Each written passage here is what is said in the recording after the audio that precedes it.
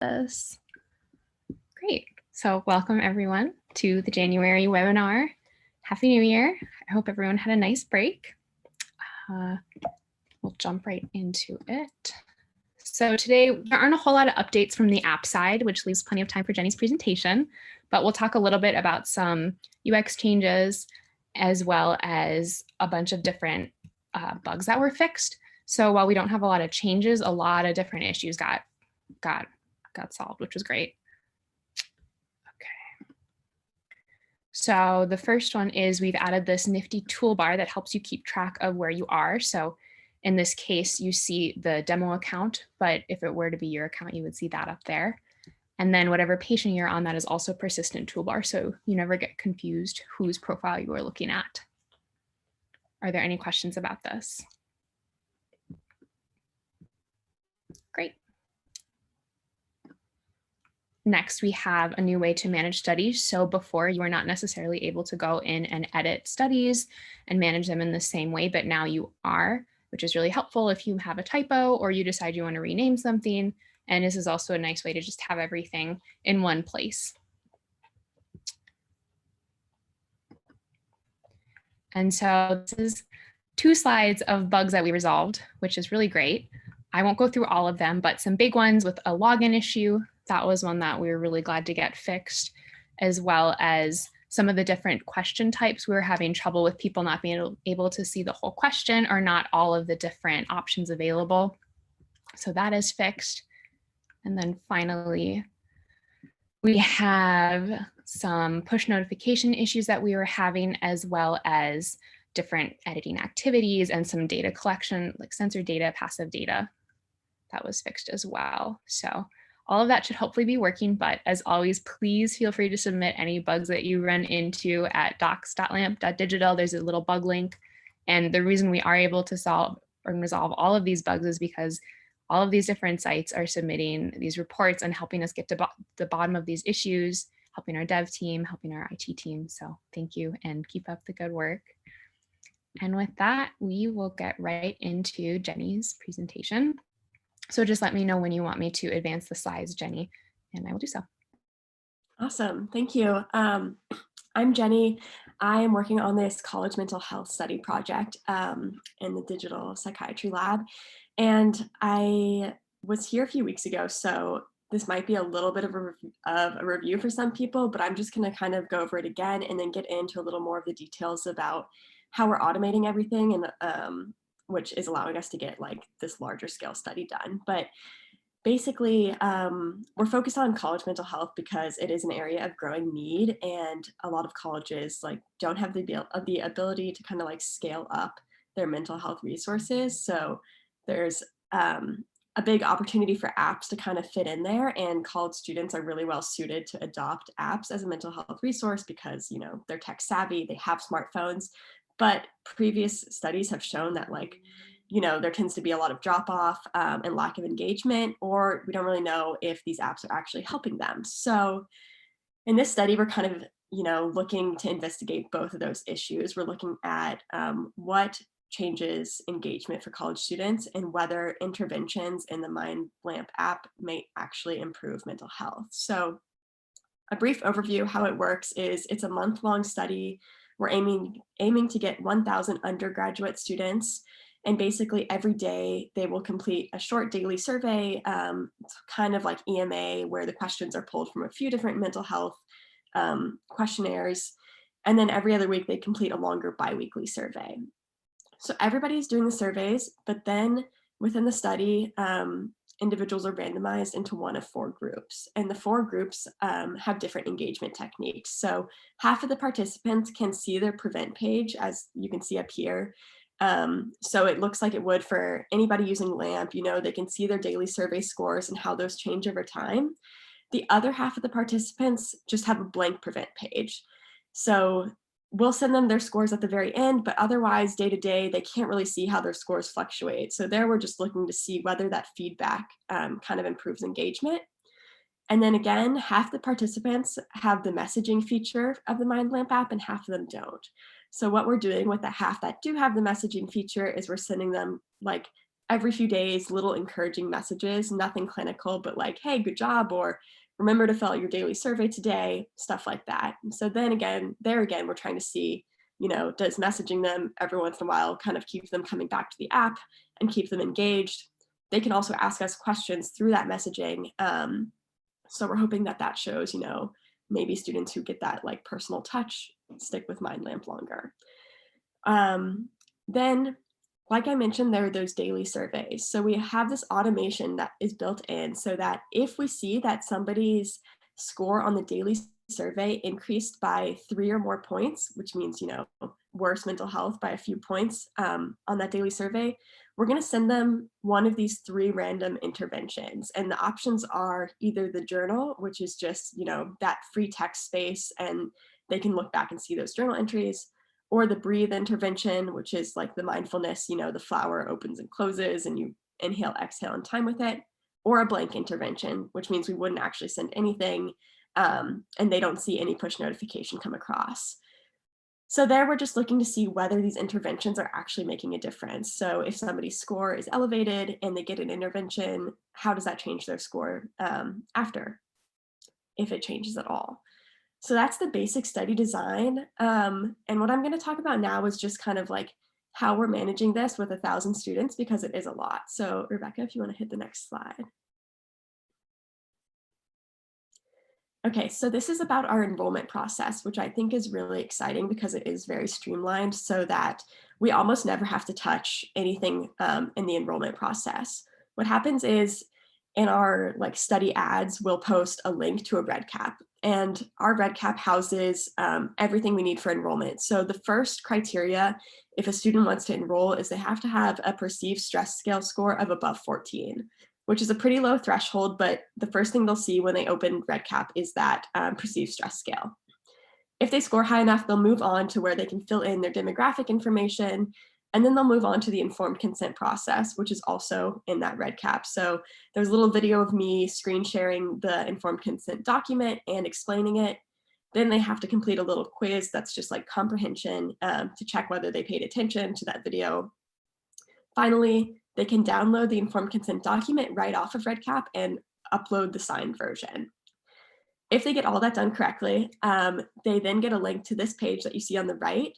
Here, all they have to do is put in their email address, and then we have it automatically generate a LAMP ID for them, and that gets sent to that email address. So if you go to the next slide, this is what one of those automatic emails looks like. So it gets sent to their email address they put in, and they know their user ID to be their email address and their password to be that LAMP ID that starts with a U.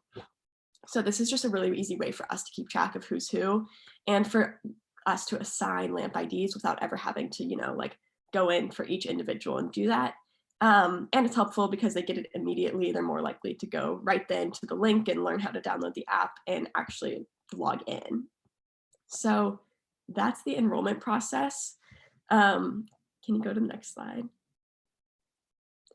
Then during their 28 days, this is their survey schedule.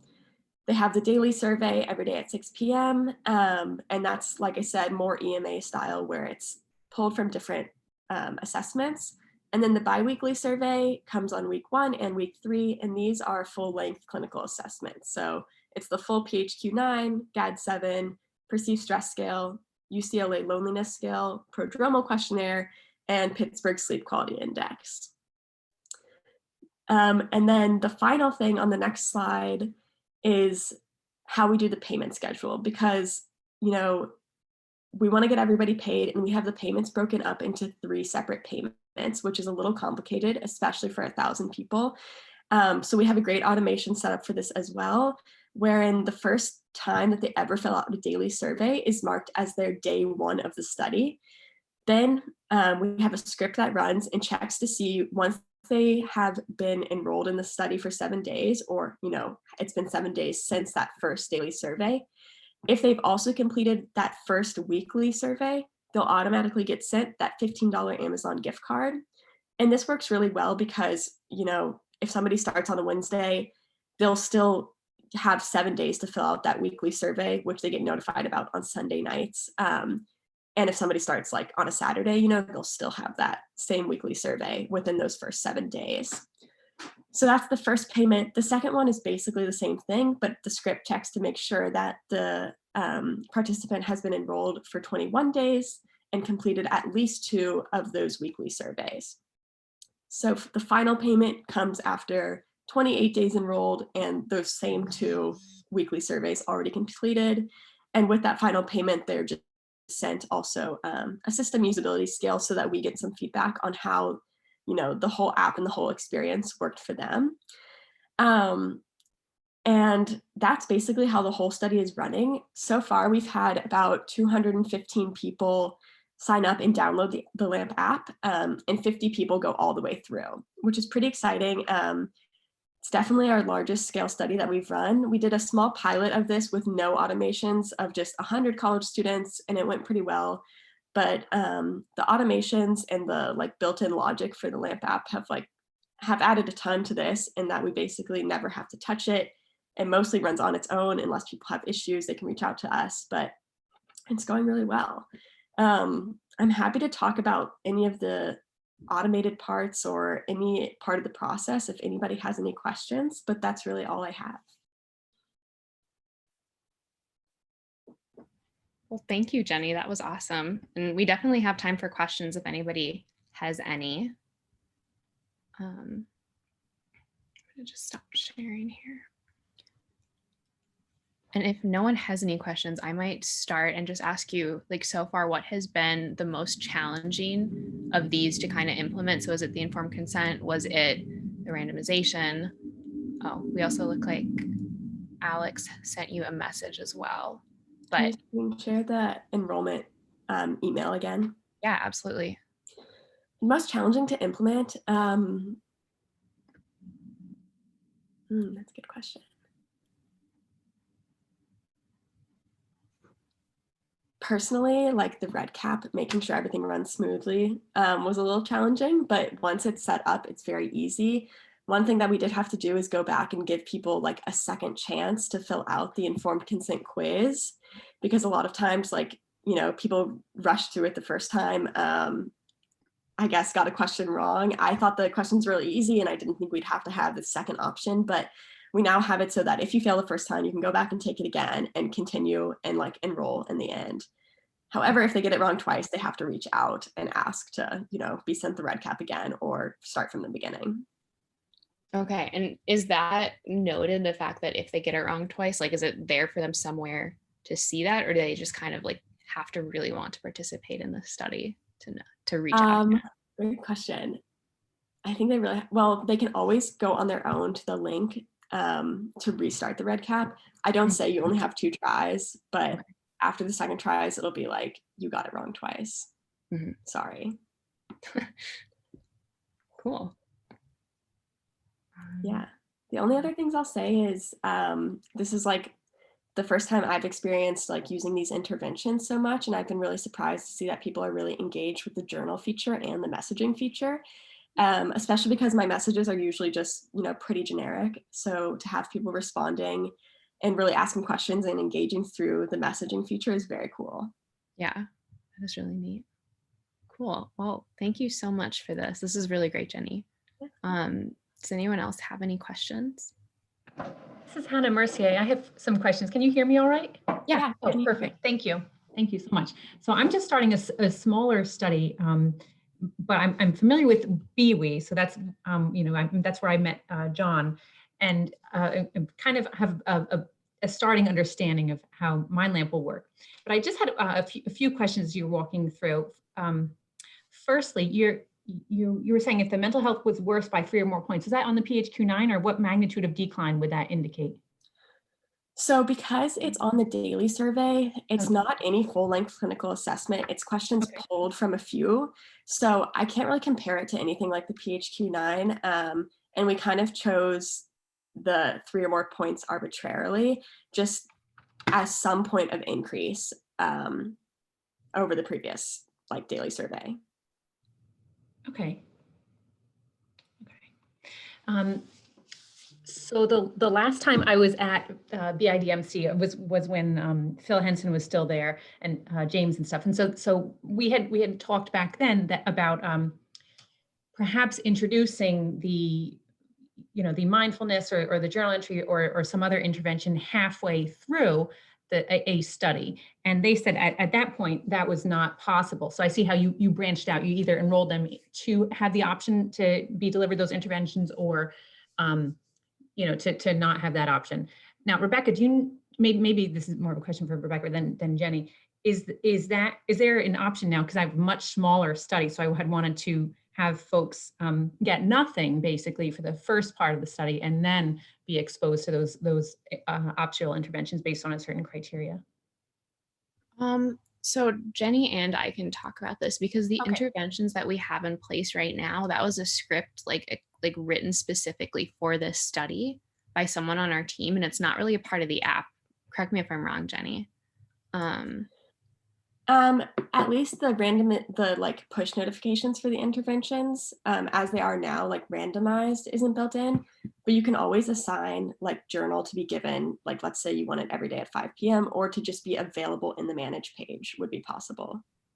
Yeah. So if you wanted to say start a study and not have any of those activities even pop up, like Jenny was saying, in the dashboard for the patient, you could do that. And then halfway through the study, decide that you want to start assigning them. And in that case, then you would be able to do that. Awesome. Okay, thanks. So at this point back in March, this was of this year or last year, Phil and James had said, no, you'd have to re-enroll the participants in a new study. So that's not the case. We can just give them access halfway through the study. Yes. Is what you're saying. Perfect. Yeah. Beautiful. That makes things a lot easier. Thank you. Of course. Last chance for questions. Otherwise, we will end. Great. Well, thank you everyone for joining. This is short and sweet today, and hopefully we'll see you all back next month. Thanks again, Jenny, and everyone have a great evening. Thank you. Bye.